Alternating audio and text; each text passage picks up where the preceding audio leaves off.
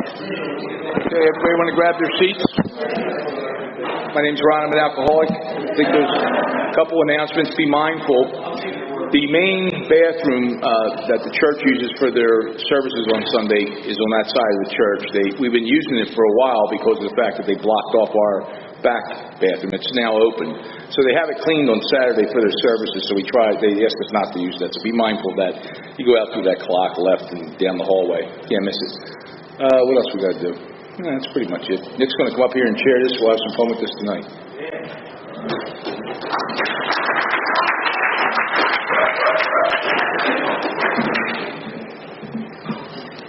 Welcome to the Conscious Contact Speaker Group of Alcoholics Anonymous. My name is Nick, and I'm an alcoholic. This is a one-hour speaker meeting that meets every Saturday evening at St. Paul's Lutheran Church, 301 North Main Street, at 8:30 p.m. in Doylestown, Pennsylvania. Food and fellowship starts at 8 p.m. The business meeting for this group meets every Saturday at 7 p.m. to 7:30 right here. The purpose of this group is to provide a consistent message of hope and recovery through God reliance and service to others through the practice and teaching of the 12 steps. We record all speakers that others may benefit from their message of recovery. If you wish not to be recorded, simply ask. This is an open meeting of Alcoholics Anonymous. The group would like to welcome everyone, especially newcomers. Is there anyone new or from out of town that would like to introduce themselves with their first name? Hey, I'm John. Hey, John. Welcome. Glad you're here. Hello. Hi, Phoebe. Welcome. Hi, Ruth. Welcome. All right, welcome everybody. The Conscious Contact Speaker Group encourages sponsorship. Would anyone with working knowledge of the 12 steps and is willing to sponsor, please raise your hands. Are there any announcements from the floor for the good of AA? My name's Nick, I'm an alcoholic, and I have one quick announcement. The month of November, our home group here will have a service commitment at Penn Foundation Recovery Center, and there is service opportunities available. If anybody's interested in that, come see me after the meeting. The meetings are on Tuesday night and Wednesday night, and we gladly use your help, so thank you. We have meeting lists and big books on easy terms. Please see me or any home group member after the meeting. If you cannot afford a big book, the Conscious Contact Speaker Group will give you one at no charge. Anyone willing to make donations for the purchase of big books and CDs to help those who can't afford them can put donations in the jar on the table marked Big Book and CD Donations. If you would like a CD of any speaker, past or present, please see myself or any home group member after the meeting, and they are available free of charge. And with that, I have a friend to come up and read the AA preamble.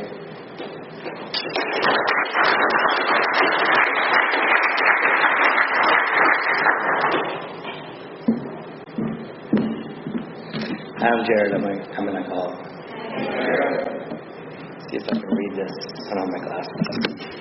AA Preamble. Alcoholics Anonymous is a fellowship of men and women who share their experience, strength, and hope with each other that they may solve their common problem and help others recover from alcoholism. The only requirement for membership is a desire to stop drinking. There are no dues or fees for AA membership. We are self-supporting through our own contributions.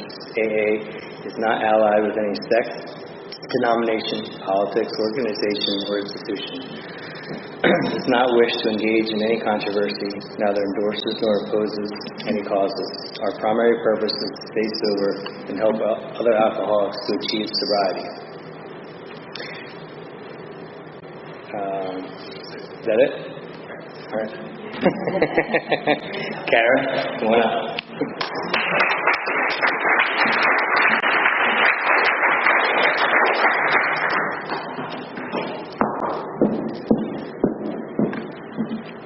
Good evening. My name is Kara, and I'm an alcoholic. The AA 12 Steps of Recovery. Number 1, we admitted we were powerless over alcohol, that our lives had become unmanageable. Number 2, came to believe that a power greater than ourselves could restore us to sanity. Number 3, made a decision to turn our will and our lives over to the care of God as we understood Him. Number 4, made a searching and fearless moral inventory of ourselves. Number 5, admitted to God, to ourselves, and to another human being the exact nature of our wrongs. Number 6, we're entirely ready to have God remove all these defects of character. Number 7, humbly ask Him to remove our shortcomings. Number 8, made a list of all persons we have harmed and become willing to make amends to them all. Number 9, made direct amends to such people wherever possible, except when to do so would injure them or others. Number 10, continue to take personal inventory when we were wrong, properly admitted it. Number 11, sought through prayer and meditation to improve our conscious contact with God as we understood Him, praying only for knowledge of His will for us and the power to carry that out. Number 12, having had a spiritual awakening as a result of these steps, we've tried to carry this message to alcoholics and to practice these principles in all of our affairs. Thank you. I'm going to ask Nick to come up.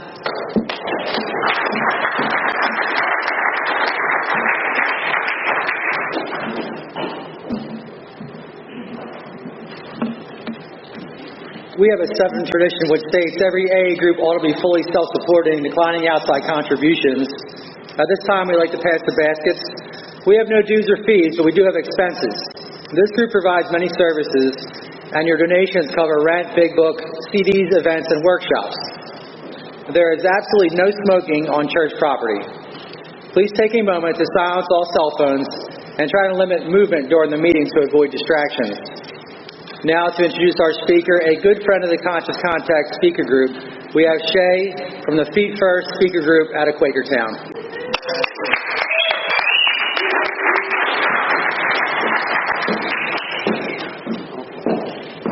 Hi everybody, I'm Shaye, alcoholic. Okay, so let me start by telling you guys that I am super nervous. I am shaking. I always shake.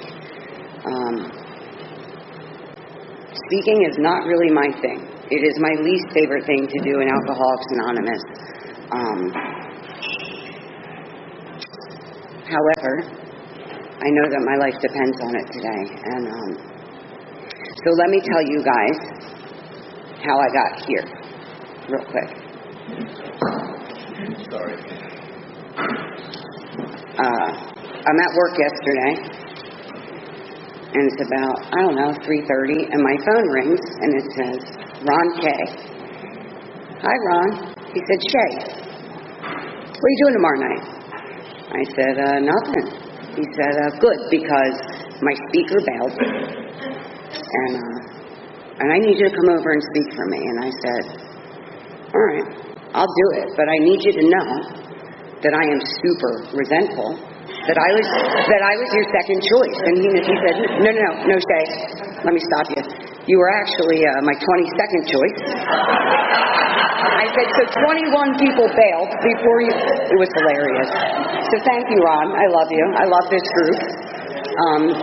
Okay, so a couple of things. I have a sobriety date, which is June 27th of 2019. It is not my first time in Alcoholics Anonymous. Truth be told, this illness has ravaged, I don't even know if that's the right word, my life, my family's life. I have a sponsor. I sponsor other women in AA. I love AA, and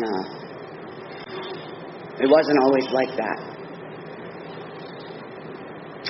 I think that this is the first time that I've actually allowed myself to be sponsored, allowed someone else to really direct me and listen and follow. I don't know about you guys, but I have this head that annihilates me.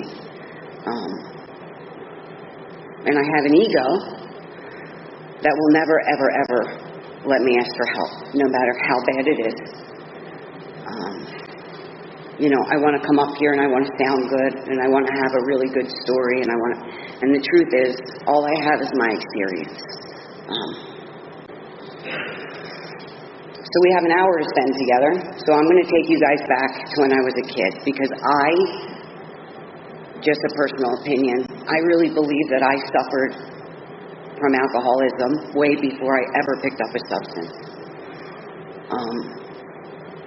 I remember being a young kid and being paralyzed by fear. 6 years old, 7 years old, laying in my bed, couldn't sleep.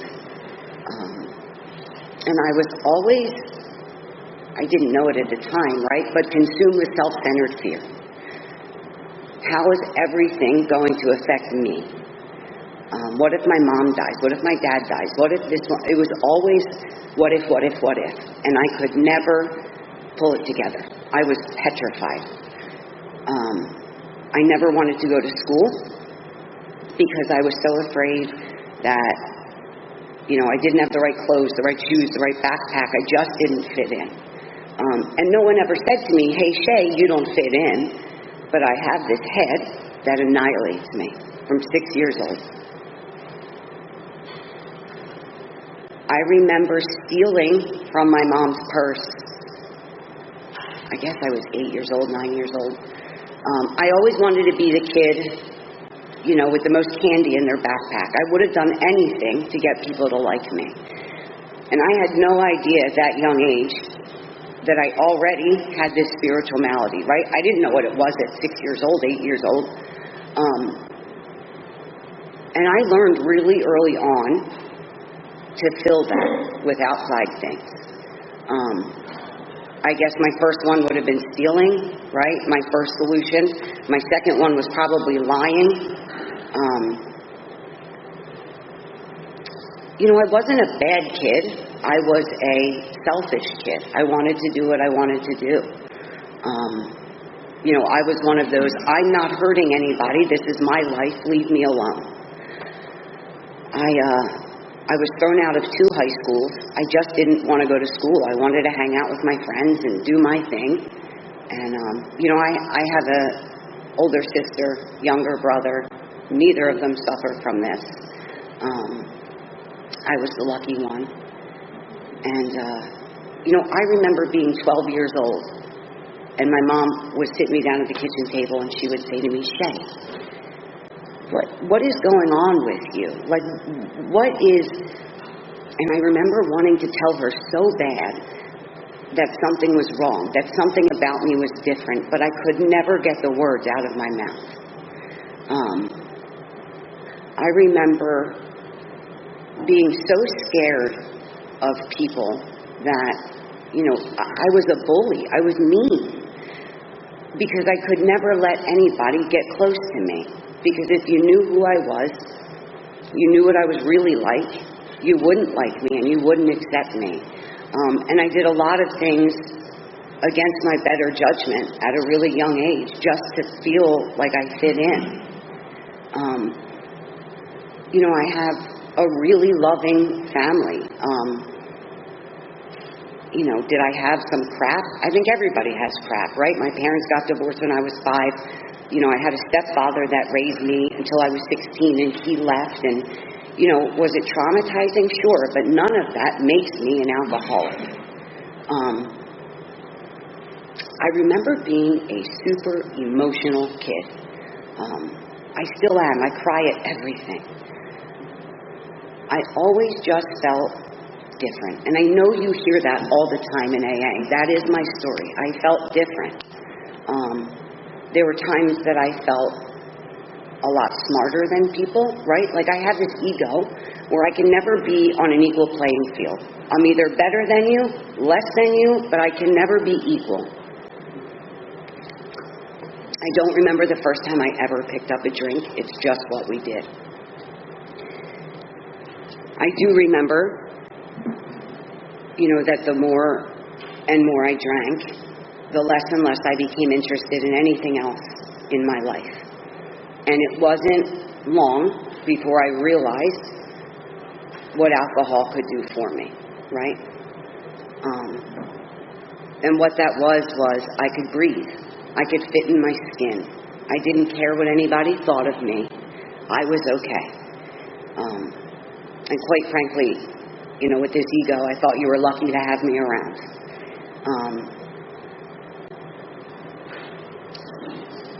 My story, like the book says, it was pretty out of control pretty fast.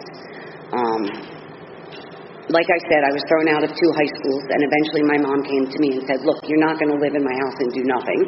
You're either going to get a job or go to college, like do something. So I did. I went to work, and I got this little job at a daycare center. And, like every good alcoholic, I started dating the owner's son. And 2 months later, we moved in together. And, I was with that guy for like 7 years. I truly loved him, and he was not one of us. And I destroyed that man. I might have been 19 years old at the time, and I move in with him, and life is good. We have 2 dogs and 2 cars and literally a white picket fence, and we were happy, right? But what happens to someone like me is this hole gets bigger. And now I need to find more things to fill it with, right? So even though I want to be faithful, I can't, because I need that attention from men to fill that. Money, sex, gambling, eating, it doesn't matter what it is, I will do it and do it to the extreme until it doesn't work anymore and I'm on to the next thing. And I can do that in sobriety still.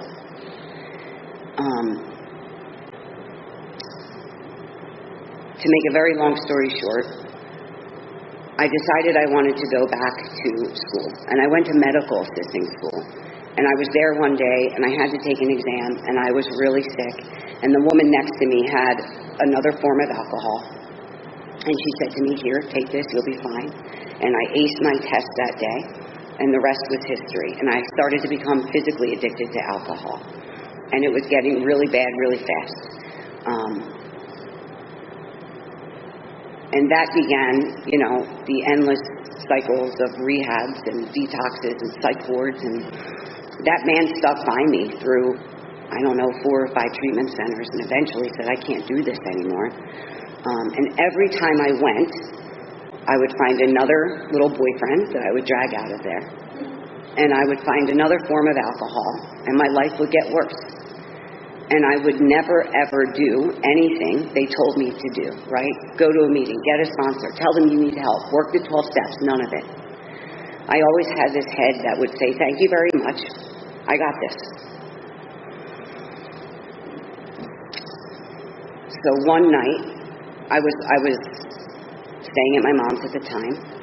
The guy had a new girlfriend at the time, and I was sick. And I still had my keys to his house. And in my head, I lived there for 6 years. That's my house. Like, I'm going. And I went, and I robbed them. And the cops were coming, and I took off. So now I know I have a bench warrant in Bucks County, and I end up at, my 7th treatment center in Jersey. And, they say to me, you've exhausted all your resources in Pennsylvania. We'll send you to Florida. And again, I said, thank you very much, I got this, and they flew me to Florida. And I guess it was 6 months to the day. I think I weighed 110 pounds. When I was arrested, I was literally sitting behind a dumpster. I had one flip-flop on, and I was eating Reese's peanut butter cups. And I remember the cop saying to me, put your hands behind your back. You have a bench warrant in Pennsylvania. And I said to him, officer, can I just finish this, and then I'll get in the car? I haven't eaten in 5 days. My life got so bad so fast, right? And I never knew what was wrong with me. I never understood, I didn't know about the phenomenon of craving. I didn't know about a spiritual malady. I didn't know any of this stuff. All I knew is that when I picked one up, I couldn't stop, right? And I always thought that if I could just stop, if I could just put down the alcohol, that my life would get better. But that's not the case with an alcoholic of my type. I get so much worse so fast. So, in 2006, I end up in a recovery house in Kensington, right? By a set of circumstances. I think I did 6 months in jail. They sent me to a halfway house. I end up in Kensington, which, that's an oxymoron. But I ended up getting sober in 2006 in Kensington. I was in a recovery house. We had to make mandatory meetings. And I walked into the Last Stop Clubhouse. And I was at a point where I was broken. And when I say broken, right, I don't mean from an outside perspective. I was broken, right? My soul was just dead. Like, I couldn't look at myself in the mirror. I remember getting these little, I guess, God shots, you would call them, every once in a while. Like one, I had, when I was being flown home, when I was being extradited from Florida, and I had a sheriff on each side of me. And I was in Lauderdale Airport in shackles. And I remember for a split second, like getting a glimpse of who and what I had become. And just, it was the most overwhelming feeling, right? Like, what happened to me? I'm a good kid. Like, I have a big heart. I love my family. Like, how does this even happen? Like, where am I? But it's fleeting, right? And, so I don't even know where I was, but I'm in Kensington. I'm making mandatory meetings. Oh, I'm broken. And I finally asked somebody for help. And for the first time in all these years, somebody opens the Alcoholics Anonymous Big Book with me. And even at that point, being that broken, I was still so scared to tell someone that I had no idea what they were talking about. Right? Like, I remember her saying to me, do you have a sponsor? And I was like, of course I have a sponsor. I have a sponsor. But I could never tell the truth. Right? There's just, when I am scared, there is something in me that does not allow me to tell the truth.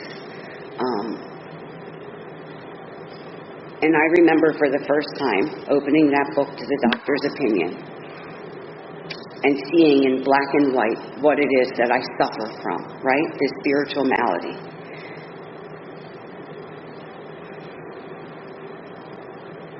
I'm sorry, I'm such a crier. When someone explained to me that I have a physical allergy, right, and this mental obsession, that once I pick it up, that's it. Like, it's over. I do not stop until I am physically restrained. Jail, rehab, whatever. There is no off button. Consequences do not matter to a person like me. And I remember her saying to me, do you believe in God? Right? And I really thought that I was in a lot of trouble here, because I forgot to mention that I'm Jewish. Mom's Jewish, dad's Jewish, raised Jewish. Like, God was not talked about in my home, right? I knew my Hanukkah prayer but I always thought that religion and spirituality were the same thing. And they absolutely are not. My conception of God coming into Alcoholics Anonymous in 2006 was a man in the sky with a gray beard, maybe a couple lightning bolts. And that's what I was working with, honest to God. That's what I was working with. And I remember a friend of mine saying to me, well, you have a conception, right? Let's build on it. Like, you have something to start with. Like, let's go. And my life started to get really good, right? And I think in that first step, it's really easy for everybody to say, I'm powerless over alcohol, right? But the second part of that step that says my life had become unmanageable. You know, I hear a lot of people come in AA and they start talking about, I lost my house, I lost my kids, I lost my job, personal opinion, I don't think that that's what they were talking about when they wrote the book, right? I think what they meant was, I can't control my emotional natures. I cannot stop this head that annihilates me on a daily basis, right? I am literally an emotional cripple. Like, I just can't. Every aspect of my mental being is unmanageable, right? The outside stuff doesn't matter. So I start to go through this work, as honestly, as thoroughly as I possibly can. And at this point, I am so broken, my family wants nothing to do with me, that I am willing to do what anybody tells me to do. And I believe at that time that those people that helped me did the best that they could with what they knew, right? I met my husband in AA, who is still in AA, I don't know, 17, 18 years in good standing, right? I met my husband here. We had my first child, my son, in 2010. And we are running around AA like maniacs, and we're sponsoring everybody. And life is good, right? And I can put my head on my pillow at night knowing that I didn't harm anybody, right? That I didn't wake up, I was no longer fighting a drink, right? That's the biggest promise here, right? It's just gone. So I have this infant at home, and what happens? I stopped going to AA. I stopped praying. I stopped calling my sponsor. I stopped doing all of these things. And little by slowly, I'm getting sicker and sicker. And I don't know about you guys, but I have this thing where when anything is going wrong, okay, so you know the part in the book that says no human power can relieve our alcoholism. I am always the first human power that I go to fix whatever it is. How am I going to get out of this? How am I going to manage this? What am I going to do? Who are we going to call? I am always the first human power, right? And it doesn't work. And I knew I was in trouble, and I knew I was spinning out of control a little bit, and I had to fix it, right? Because that's what I do. I fix it. I think I'm fixing it. And I said to my husband, I think we should have another baby. And he was like, what? And I said, well, every kid should have a sibling, and I think it would be a good idea, and I just think we should have another baby. And right around this time, my best friend of, a million years died of an overdose. And I was really unraveling, right? And so we did. We got pregnant with my second, and I'm doing nothing to treat this illness. Now, I had no idea that this illness is progressive, whether you're drinking or not drinking, right? I had no idea. And if I'm not doing the things that I need to do to treat my alcoholism every day, I am in trouble, and it happens fast. So, I'm 6 months pregnant, I'm out of my mind, I'm completely unmanageable, my life is falling apart, and I'm here to tell you tonight, I wish I didn't have to. But at 6 months pregnant with my daughter, the only solution I had was to pick up a drink, right? And it took me 2.5 years of doing a lot of work, and there's still a lot of guilt there, right? But I didn't stand a chance. She didn't stand a chance, right? I didn't know what I was up against. I will, left untreated, no matter what the consequences are, I will drink. She was born in March of 2015. And I go into labor with her in the middle of a snowstorm, right? And nobody knows what's going on. And again, here I am on the couch, paralyzed with fear, because I know what's coming. My mom is saying, Shaye, your contractions are like 7 minutes apart. You got to get to the hospital. And I'm like, nope, I'm fine. We're fine. She's not coming. And it was like a scene from a movie, right? They get me to the hospital, and right away they knew something was going on. And she's born, and they go to hand her to me. And I couldn't take her. And I don't even know how to explain that feeling as a mother. It was kind of like my heart and my head wanted to reach for her, but my arms, like I couldn't hold her because I knew that I had harmed her. And it was absolutely,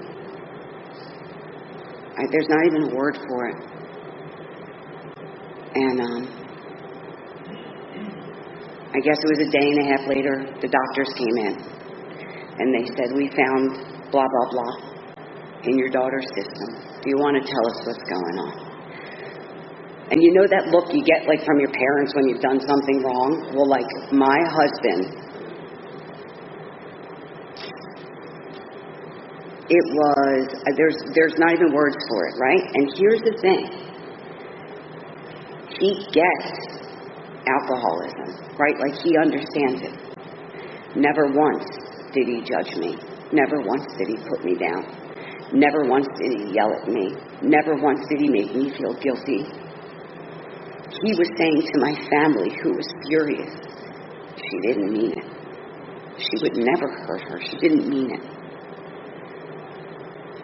And I remember that night being one of the worst nights to date of my life. And I remember calling Claire and saying, I'm in trouble, you gotta come. And I look back on that night because I was so sick and I couldn't see it. I can never see it. And Claire and my husband were saying, okay, Shaye, like, we'll take care of her. You have to get into treatment. Like, we have to do something with you now. And all I cared about was the pain medicine that was coming, right? Like, that's the reality. And even today, you know, healthy and doing well and doing what I'm supposed to do, like, I know that I have the only illness in the world that will keep me from my kids. I will step right over them. And that's really scary. So, eventually, I went into treatment. And I have to tell you, it took me another 4 years to come back to AA. Because I don't know about you, but I have this pride and this ego that will never let me ask for help. I am dying, and I can't tell you. And I know this is controversial, right? This is my story. I could not draw a sober breath. I couldn't do it. And I had these kids to take care of, and a house, and a husband, and I got on medicine. And it saved my life. But I knew, because I had had an experience here before, I knew that there was going to come a time where I was either going to go on to the bitter end, or I was going to have to come back here and do some work. And I wanted to come back to AA so bad, and I couldn't do it, right? Because my head said, what are they going to say? Don't they know who I am? What? I can't do that to Dave. You can't go back to AA. No way. Blah, blah, blah, blah, blah, blah, blah. And I have to tell you, the minute I walked back into AA, it was like I was home. I don't think one person in 2.5 years had said anything. Like, it's in my head. But when I'm in it, it is so real. So, what happens is this. I am sitting outside of my brand new house in Warrington, about 7 minutes from here, right? Huge house, in-ground pool, beautiful. And I just want to die, right? And I am so sad, and I miss AA, and I miss my life, and my head is crazy, and I don't know what to do. And I reached out to a couple of friends, and one of them was Ante. And I called Ante and I said, Ante, I want to come back to AA so bad. And I can't take a step. And he said, dude, just come back to AA, man, just come. And I said, I can't. And I said, I am so afraid of being judged. I am so afraid of what people are going to say. And he said, Shaye, none of that is true. Like, we love you. Come back to AA. He said, so you are telling me that you are willing to let your family, your kids, your husband, you are willing to let everybody suffer and just go on like this because you're afraid of what people think of you? And I said, yes. That's how deep my malady is. That's how deep this runs in me. It's deep.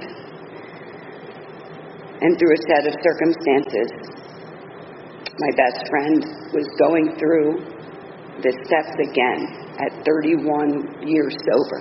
And she said,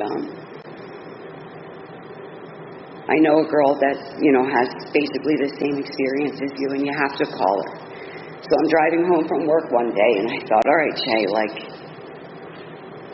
you're either going to call this girl, or eventually you're going to die. You're not going to have these kids. Oh, my husband one night looked at me for the first time ever and said to me, I love you more than anything in this world, but I have to protect those kids and I will take them from you. And I knew he was serious.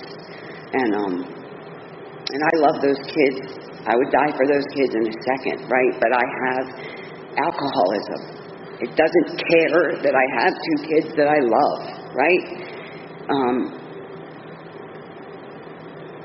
And I made a phone call to my sponsor now.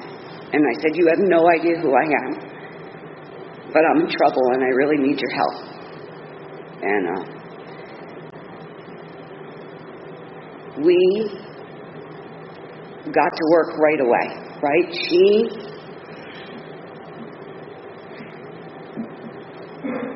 The way that she sponsors me, the way that she has taken me through this process this time was a lot different than back then, right? I am not here to bash anybody. I am not here. They did the best they could, right? But I don't know if it's a Philly thing. I don't know what it is. But when I got sober in 2006, they opened the book and they said, this is the doctor's opinion. Okay, go to page 30. Okay, go back to page 6. Okay, we're going to go to this paragraph. Remember this. Highlight this. Go back to this page. This woman opened that book to the first page, right? The first page where there's nothing on it.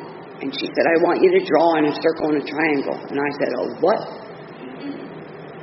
And she said, yeah, it used to be in the big book and there was a huge controversy back then and they took it out, blah, blah, blah, whatever. She took me through that book, page by page, line by line, and I couldn't believe what started to happen to me. And here's the thing. I had the house and the cars and the pool and the kids and the da-da-da-da. This was an inside job, right? And I, at first, was really like, I can't believe she's making me do all this. I just can't. What did I get myself into? And I remember she qualified me, right? I was never qualified in Alcoholics Anonymous before, right? She asked me some simple questions about my drinking, right? Like, when you pick up, do you know when you're going to stop? And when you are stopped, do you know when you're going to start again? If not, you are probably an alcoholic, right? I didn't know they did that back then. I don't know when and where and how AA got so watered down, but it got watered down. I remember saying to her, do we really have to read Bill's story? Can't we just skip it? She said, no, Shaye, we cannot skip Bill's story. So, I will never forget for the rest of my life the experience I had reading Bill's story this time. She said to me, I want you to try to identify with Bill. Did you think like him? Did you drink like him? Did you feel like him? And when we got done that chapter, I ran into my house. And I said to my husband, I don't know what is going on, but that was the greatest thing I ever read. And something started to happen to me. And I can't explain it, and I don't know how, and I don't know why, right? My spirit started to come alive. She took me through this inventory, and I have been through a lot of inventories. It was so thorough, and it was so deep, and it was long, and there were so many pages and so much writing. But when I got done, what I saw,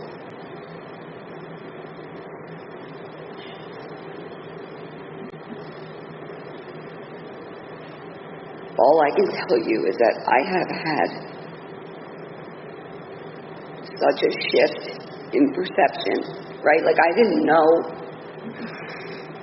The book talks about driven by 100 forms of fear, right? Not me. I have like 72,000 million billion forms of fear. It is, I wake up with it in the morning. It is constantly on me. I am terrified of everyone and everything. But I never knew that it set in motion every set of circumstances in my life. I never realized that the fear caused the delusion, and the delusion, it blew my mind. And I started to learn, and let me just say this, I get that self-knowledge avails us nothing. I get it. Believe me, I get it. But to have an understanding of what alcoholism is, sometimes I just can't wrap my mind around it. Like, this illness is relentless, right? And sometimes I am super resentful because I have to do a lot of work every day to be okay. And just my personal opinion, I really believe that people suffer different degrees of this spiritual malady, right? Like what you have to do on a daily basis may not be enough for me, and so on. I don't wake up in the morning like a happy, no. Like I wake up and I have to get centered, and I have 2 kids and a husband and this cat that I want to kill. And there's work to be done the minute I open my eyes, right? I can't just grab my phone and look on Facebook. I can't. And here's this, I know I'm all over the place, I'm sorry. Here's another huge difference and huge piece. Those years I was sober, 2006 to whatever, 2010, 11, I don't even know. I would pick and choose what steps I wanted to do every day, right? I'll do 1, I'll do 2, they're easy. I'll write an inventory, I'll make some amends. Maybe I'm not doing 11, there's no way I'm sitting still, but I'll help somebody, right? And then I would wonder why I just wasn't okay. Those steps are designed and in order for a reason. Because when, taken together, 1 through 12, what does it say? It's an unshakable, whatever, I don't know, foundation for life.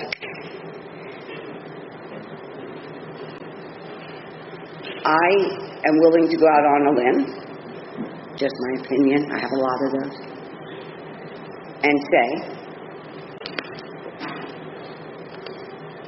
that more than half of AA as a whole does not sit and meditate, does not do a nightly review.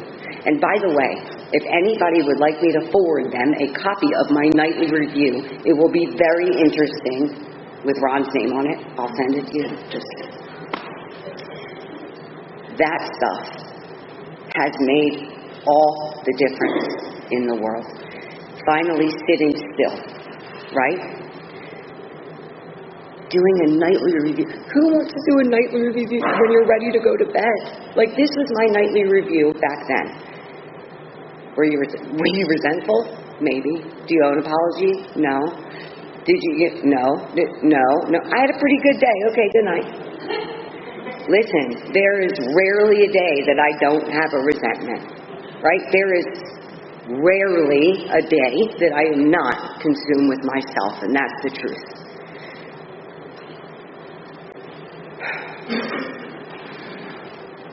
This time,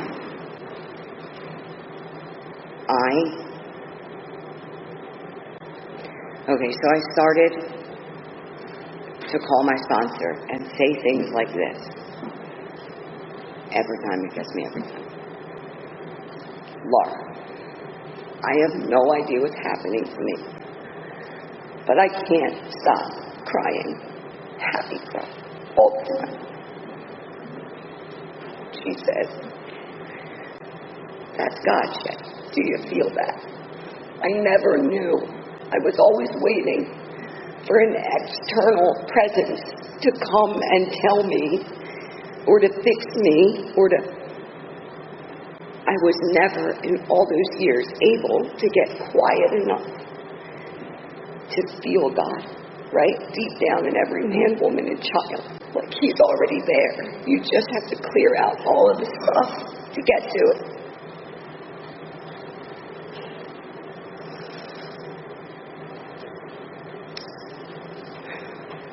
I got to make some pretty cool amends, right? I know I'm all over the place. I'm really sorry. I got to sit and make an amends with my sister, who, truth be told, I should have done 10 years ago, and I never had the courage to. I was always afraid. And when we wrote my list, she was the first one on there. And Lauren said, who do you want to do first? And I said, I have to sit with my sister. And the dynamic between us has always been, she's more like a mother figure to me, right? And I remember calling her and saying, will you meet me for dinner? And she said, yeah, what's going on? And I said, nothing, I just want to sit and talk with you. And she said, okay. And that was like on a Monday, and we were going on Friday. And by the time we got to the restaurant, she ran in and sat down and went, just tell me you're not dying. I said, I'm not dying. She's like, is Dave dying? I was like, nobody's dying.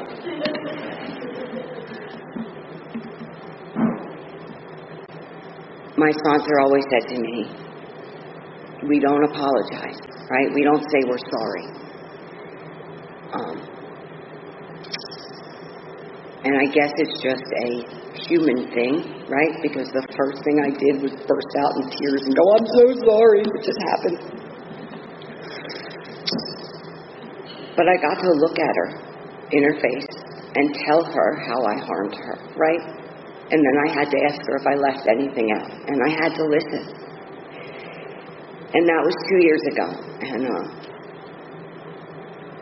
I know it doesn't seem huge, right? Our relationship is so different, and it's so beautiful. And she called me the other day and said, I'm a chef, and my schedule's crazy. And she said, are you going to be able to make it for Thanksgiving? And I said, I'll be a little late, but I'll be there.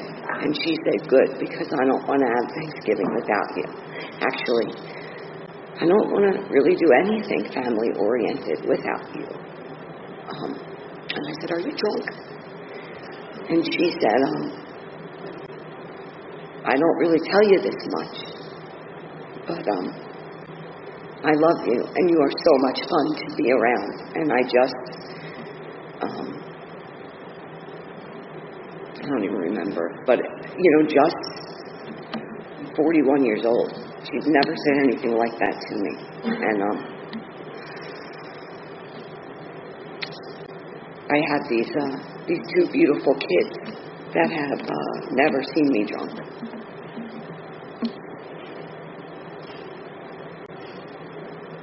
And it's so funny, like these kids teach me more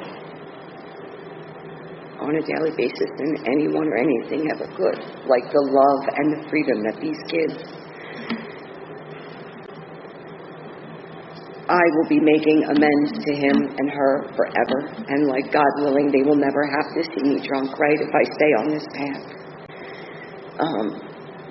And I really try every day to be the best mother that I possibly can, right? And they always say to me, Mom, why are you going to another meeting? And they don't get it. They're too young. But I always say to them, I go to these meetings because it makes me a better mom. And they're like, you don't need to be a better mom, so you should stay home with us. And Parker, the older one, has been asking a lot of questions lately. And he's, heard a few speakers, and he is so into it. Now he's like, can I please come with you? Can I listen? Can I go on your meeting? Can I listen to that? So I bought this house a few years ago, right? And I didn't know that we moved here for the school district. And I had no idea that in order to volunteer at Central Box, you need clearances. In Philly, they let anybody volunteer. And I called Doylestown, and I said, okay, how much is it going to cost me? And the lady said, she laughed at me and went, oh no, sweetheart, you have a couple F1 felonies, and in Bucks County, that's equivalent to murder. Murder. I was like, I stole a credit card. Like, what do you... She said, your only option is a governor's pardon, right? Clemency, that's it. And that process could take up to 10 years. I remember calling Claire, and I was like, all right, like, what do I do? And I remember, like, for a day or two, just sitting still and praying and being quiet. And I woke up one morning, and I sent an email to the principal. And I said, can I have 10 minutes of your time? And I walked into the principal's office, and I sat down and started to shake and cry, because that is what I do. And he said, what is going on? And I said, okay, listen, here's the deal. I am a sober member of Alcoholics Anonymous, and the only reason I bought this house was because I wanted my kids to go to your school. And I really, really want to be a part of their lives, their school lives, and I want to go on trips, and I want to be, and I'm never going to get these clearances. And he said to me, in all my years of doing this, I have never had a parent do what you just did. And I am so humbled by you. I'll tell you what. I am going to go to bat for you, and I'm going to get you your clearances. And we're going to make a deal. If I ever think that you're not okay, I'm going to tell you that I don't think you're okay, and you're going to leave. And I said, deal. And then, I guess 2 years ago, I was coming home, and I'll end with this. I was coming home from work one day, and I thought, why not go for a governor's pardon? What do I have to lose? Like, I already have my clearances. What's the worst they can do? So I start the process. And when I tell you it's a process, they make it hard, right? Like, I think there's 11 steps in the whole thing. You have to fill out a form and send it away to get a form. It's the craziest thing. So I start the first step. And it says this could take 5 to 10 years. And it's a crazy process. They look into everything, and I sent it away, and 2 weeks later, I had the application in my mailbox. And I filled it out, and I sent it away. And 3 months later, the third step was in my mailbox. And I sent it away.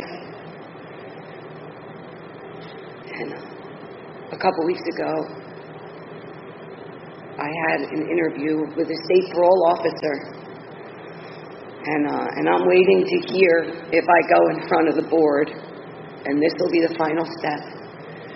And I get to go in front of 5 board members, and I have 15 minutes to tell them why I deserve a pardon. And here's the coolest part. The sheriff that extradited me in shackles in 2005 wrote the board a letter on my behalf. If anybody is sitting in this room tonight and they don't think that this would work for them, or they think that they're different, welcome. If anybody is sitting here with 15 years, 20 years, 30 years, and you feel like something just isn't right. I never knew that there was a whole other side to AA. My life today is beautiful. Yes, it takes work. It does. I don't think there's any amount of money. I don't think there's any amount of anything on the outside that will ever compare to what I found. And I used to sit on the other side of this podium and think, they're full of crap. There are a lot of people in here tonight that I know personally that have had the same experience, right? If anybody needs help, please just reach out. And I want to thank you guys for having me. And that's all I have.